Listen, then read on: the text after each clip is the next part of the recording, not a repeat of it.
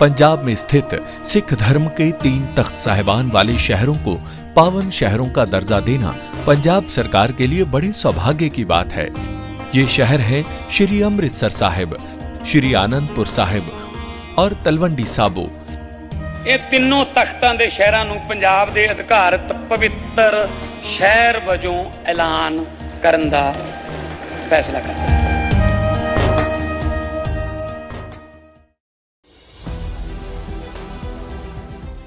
दोस्तों, ममता की 10 सदस्यों की टीम और ज्ञानेश कुमार की 2.5 घंटे तक बंद कमरे में मीटिंग चली। इलेक्शन कमीशन पर तलवार लटक गई है। बताऊंगी क्या है पूरा माजरा, तो आखिर तक वीडियो में बने रहिएगा। नमस्कार, मैं हूं आपके साथ अदिति और आप 4 PM न्यूज नेटवर्क देख रहे हैं। दोस्तों, आप जानते हैं कि ममता बनर्जी की जो 10 सदस्यों की टीम है टीएमसी की, वो ज्ञानेश कुमार से मिलने के लिए चुनाव आयोग दफ्तर पहुंचे थे आज सुबह दिल्ली में, जिसके बाद 2.5 घंटे तक ज्ञानेश कुमार और 10 सदस्यों की मीटिंग चली और उस मीटिंग में क्या कुछ हुआ सब कुछ बताऊंगी। लेकिन सबसे पहले खबर की पुष्टि कर देती हूं। आपके स्क्रीन पर खबर है, पश्चिम बंगाल में SIR विवाद, टीएमसी का प्रतिनिधिमंडल भारतीय चुनाव आयोग के दफ्तर पहुंचा। एक और खबर देखिए, टीएमसी प्रतिनिधिमंडल ने chief election commissioner Gyanesh Kumar से की मुलाकात। अभिषेक बैनर्जी बोले किसी मुद्दे पर नहीं मिला ठोस जवाब। दरअसल दोस्तों, पश्चिम बंगाल की राजनीति में ये स्पेशल इंटेंसिव रिवीजन इलेक्शन से पहले SIR कंट्रोवर्सी को लेकर के बड़ा विवाद खड़ा हो गया है। अब यह राष्ट्रीय स्तर पर जा पहुंचा है। इसी कड़ी में तृणमूल कांग्रेस की जो आपत्तियां हैं, टीएमसी ने अपनी आपत्तियों को लेकर के, सवालों को लेकर के सीधे भारतीय चुनाव आयोग के दफ्तर पार्टी के 10 सदस्यों जा पहुंचे हैं और आज चुनाव आयोग की ओर से ज्ञानेश कुमार से उन्होंने मुलाकात की।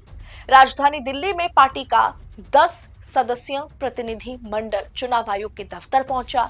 Chief election commissioner Gyanesh Kumar से मुलाकात किया। दोनों की मुलाकात हुई और ज्ञानेश कुमार अभिषेक बैनर्जी से मुलाकात करते हैं और बाकी और भी सदस्यों से मुलाकात करते हैं। अभिषेक बैनर्जी के नेतृत्व वाली टीएमसी के प्रतिनिधि मंडल ने मुख्य चुनाव आयुक्त से 8 से 10 मुद्दों पर चर्चा की। जो 8 से 10 मेन पॉइंट है उसे लिखित रूप में सबमिट भी किया गया लेटर में, और उसमें सबके हस्ताक्षर भी थे। तृणमूल सांसद chief election commissioner Gyanesh Kumar के साथ मुलाकात के बाद ये बताया कि बैठक में 8 से 10 मुद्दों पर उन्होंने चर्चा की। बैठक दोपहर 12 बजे शुरू हुई और करीब 2.5 घंटे तक चली।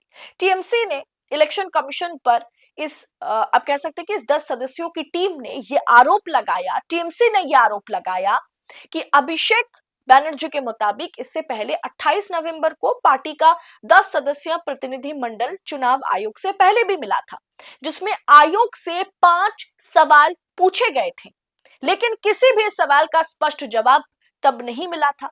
और इसीलिए आज टीएमसी ने एक in detail letter election commission को थमा दिया है, इलेक्शन कमीशन को सबमिट किया है, जहां सभी सांसदों के लगभग हस्ताक्षर थे जो भी आज इस मीटिंग में शामिल थे। जैसे कि अभिषेक बैनर्जी ने साइन किया, डेरेक ओब्रायन ने साइन किया, कल्याण बैनर्जी ने साइन किया, और ऐसे तमाम जितने भी 10 सांसद आज मौजूद थे सबने इस पर हस्ताक्षर किया। और जो भी उनकी क्वेरीज हैं, उनकी जो भी शिकायतें हैं, जो भी कंसर्न है, सब कुछ उन्होंने इस लेटर में लिख करके सबमिट किया।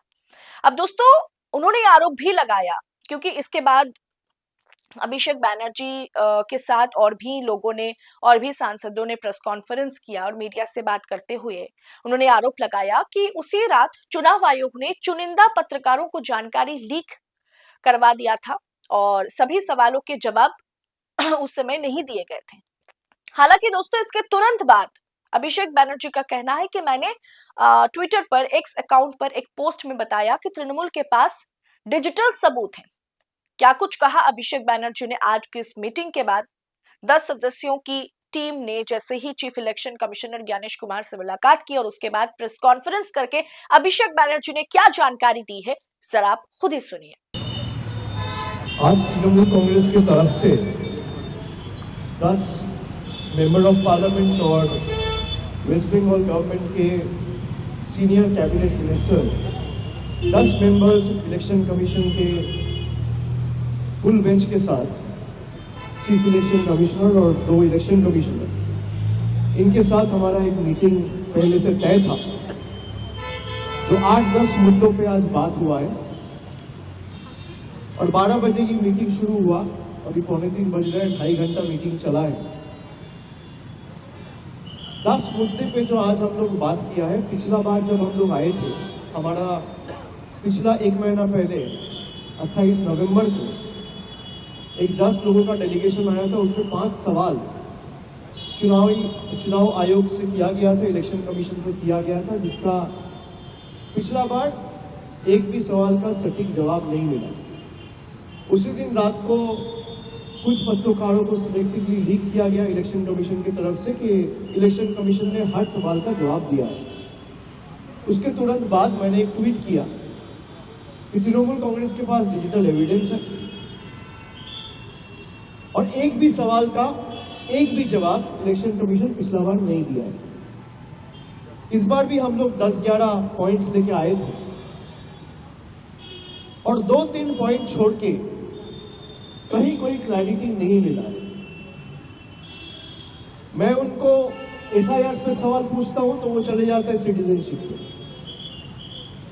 मैं उनको डिवीजन पे सवाल पूछता हूं तो वो चले जाता है इलेक्शन का फॉर्म 7 फिल करो।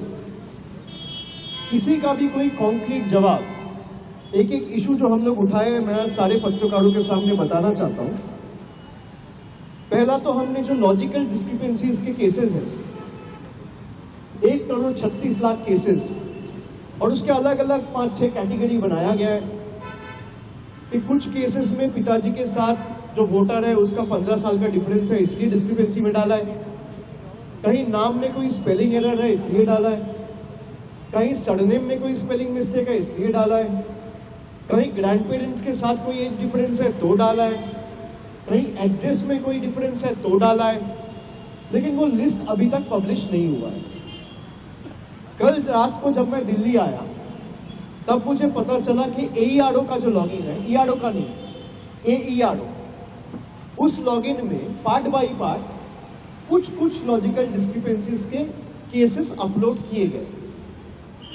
लेकिन उसमें भी जो ऐप के थ्रू अपलोड किया गया, उस ऐप में भी बहुत सारे फ्लॉज हैं, जो आज मैंने मीटिंग में बताया। जैसे ही आप लॉजिकल डिस्क्रिपेंसीज के कोई केस में जाते हैं तो वहां पे 4 ड्रॉप डाउन आते हैं। एक आता है सेंड टू डीईओ, एक आता है जनरेट हियरिंग नोटिसेस, एक आता है फाउंड ओके, और चौथा आता है फाउंड इनएलिजिबल।